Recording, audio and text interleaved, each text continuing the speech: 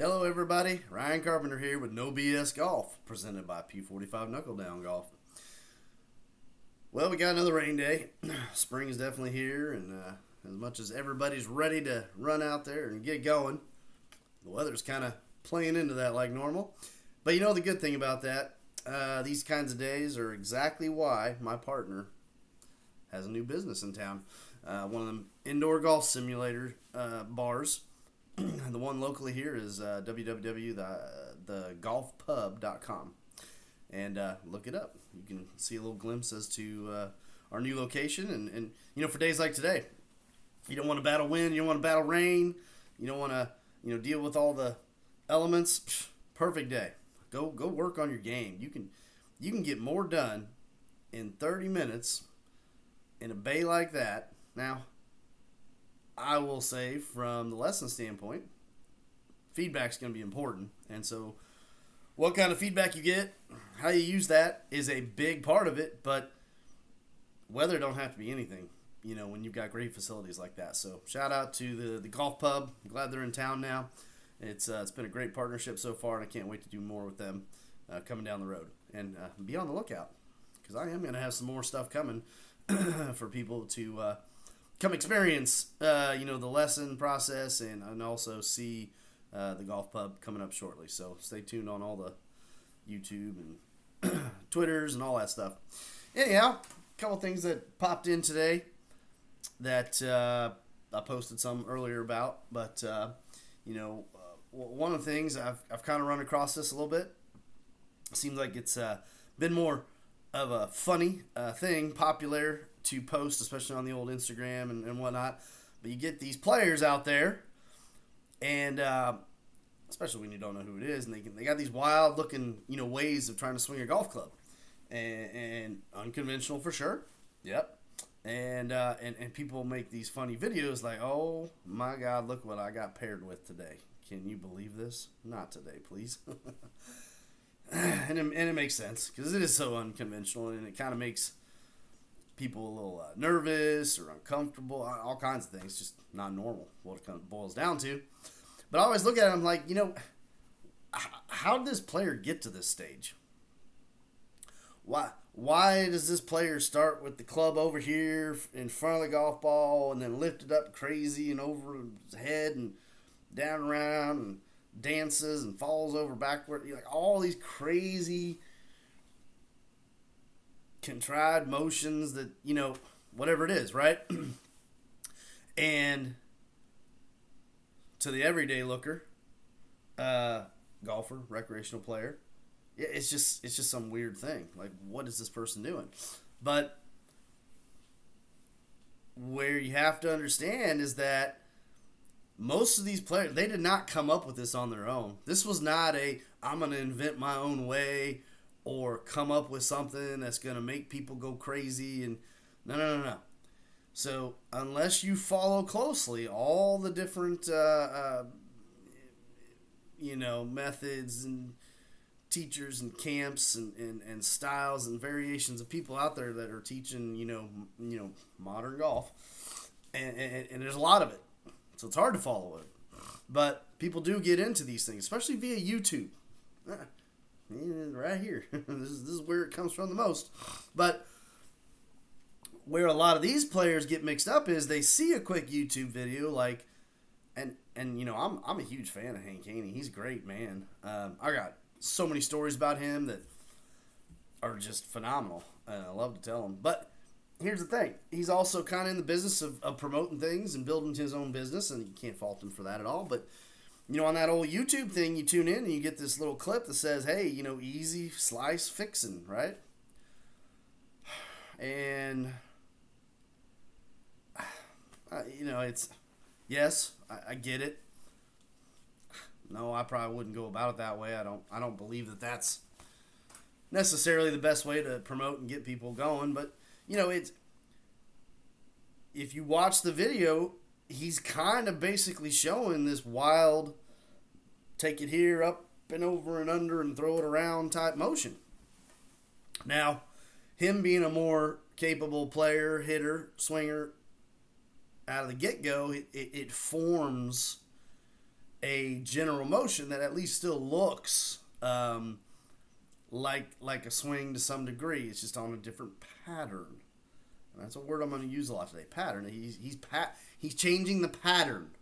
Players get into certain patterns. He talks about it from inside, up, and then out and over the top, throwing it type stuff, and that is a pattern. And then there's the opposite of that, almost like a Furyk, like taking it up steep, dropping it way back from the inside and coming through. That's a different pattern. So what he's saying is, if you're a slicer, I'm just going to aggressively change your pattern, and if the ball gets in the way just right on this new pattern, all of a sudden it's got more draw and no more slice pattern to it. So yeah, it can happen, and it's not like impossible, but I will say this: most people will find it difficult to coordinate that, and more often than not, most people are going to have a lot of bad output, not good. So they're not going to get that magical first swing experience that's promoted on the old YouTube video that's only up there for 3.5 minutes. So what also happens is, because he's not there with you to coach you through the process, right? Or even me on here. That's why I'm not trying to coach people through this. This is just me talking. By the way, hopefully, on a side note, getting some other people in here at some point. I've been working on it to chat with, so it's not just me staring into a camera all the dang time. But hopefully that'll be coming soon. Anyhow, going back to this. So he's not actually working with you directly, and so what you take from that tube show and go do on your own, there's no way to monitor it. There's no feedback. There's no way of knowing, well, are you doing it right? And is it exactly what he showed you on the old video? And so a lot of these players, if you look at what they're actually doing with these kind of wild, round, freaking body swinging thing, it's actually a derivative of what they saw, whether it's Hank Haney's quick slice fix, or it's there's guys teaching out there all kind, reverse loop pattern teaching, and they're different names, all kinds of stuff if you really want to dig into it. But the point is, they're all kind of teaching this, just loop it around, change this loop here. And I don't fault them for it. They're on track. They know where they're going with it. They know what they're talking about, and it is. The vast majority of players have a reverse loop or an inappropriate loop around the body pattern of swing that is opposite of the great players in the world. And the great players in the world have the opposite of them for a reason. It will create better results when players finally are able to harness that pattern and develop that pattern. But the key is, you got to add some other things. You still got to get into understanding, well, how do you get the club face on the ball just right, and how do you get the angle of attack just right, and how do you there's other parts to it. So when you see these players kind of doing these wild, crazy configurations, it's not just a made-up thing out of the blue. In fact, most of them took this information because it's free. And then they went out and they kind of started doing their own, and then it got a little crazier 1 month, and then 2 months, and then a year later, and then 2 years later, and all of a sudden you see these crazy looking, like, what is this guy doing? What is this gal doing right here? And so, don't immediately, think some crazy golfer just came up with something. They didn't come up with that's the problem with indirect learning. If you don't have your coach in front of you, walking you through, checking your progress, doing the right things in terms of the process of getting you to become better, you're going to come up with your own stuff. And a lot of times it's going to be stuff that was not actually delivered to you via the content you got it from, whether it's YouTube, magazine, book, or not. So I just wanted to point that out, that it's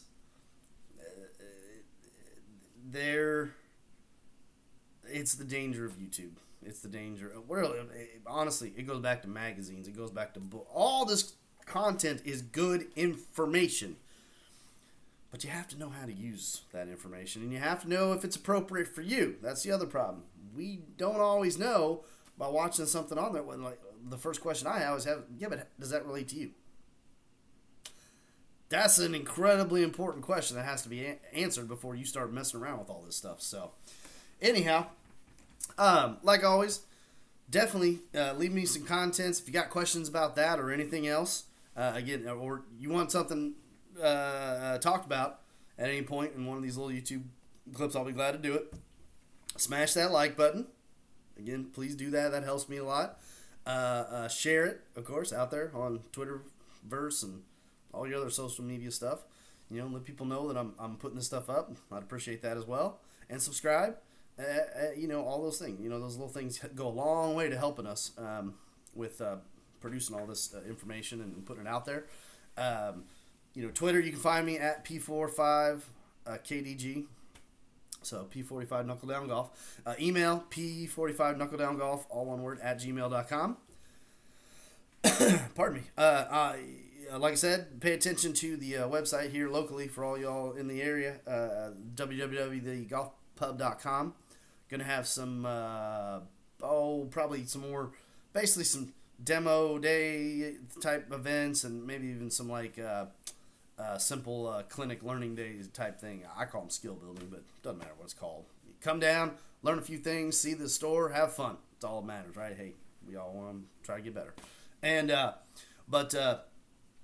I did re-hit also. I think I posted the last video. Anyways, one of these few here recently, a little bit of chatter about commitment. And I had a great conversation last night. I've got a new student that's going to be getting started here in a couple of weeks.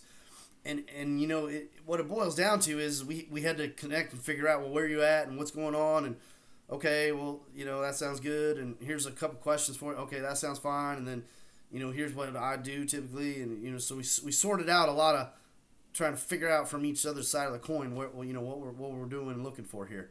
And then we got down to the point of just describing the evaluation lesson and what it's important for and how that sets us up for the future. And so, what it really boils down to is it's as simple as this. This, I believe it's a young man, but honestly, I haven't met him face-to-face yet. We've messages and a phone call. Anyhow, I believe this young man, based off his conversation, is, he's serious about, he's got a special tournament thing he's playing in at some point down at the end of the summer. He's got goals in mind, and I said, well, all that's great. So here's the reality. I know what is required to get you there. That's easy. Well, from my end, it's easy. I said, but like any player, the reality is this. If you're not committed to the process, then I probably wouldn't do it. Because that commitment is such a critical role player in this whole process of improving. You've got to be committed and specifically get your goals in line and your plan in place. And you got to stick to it. Because it's not always an easy process, and it's not always like the magical one swing fix type world. Like that's not a reality for most players and people in terms of finding long-term sustainable success in this game and getting better at it. And so the number one thing I always look for and I appreciate, that's the part that I really love, is if a player's committed to their goals and their plan, I appreciate that because that allows me to do my job properly. And when I know they're committed and they've made that commitment and they're gonna put in the time and they're giving me time to work with them, but that gets me excited every day. I want to run out that door. Let's meet. Let's go get this thing going. And so I want you all out there who are thinking about your game a little and maybe get better. Number one question, can you commit? It's incredibly important. So check out those posts too. They're out there. The last little one, which was fun, was I kind of did a little play on a club fitting thing, of all things. And it's the Pythagorean theorem. How does that relate to your putting? I bet most of y'all don't know. So I'll leave that for now. But like I said, be sure to please smash that like button. Hit the subscribe button as well. It don't do nothing. It just puts it on your little list on the side, right? That don't hurt nobody. And if anything, please share.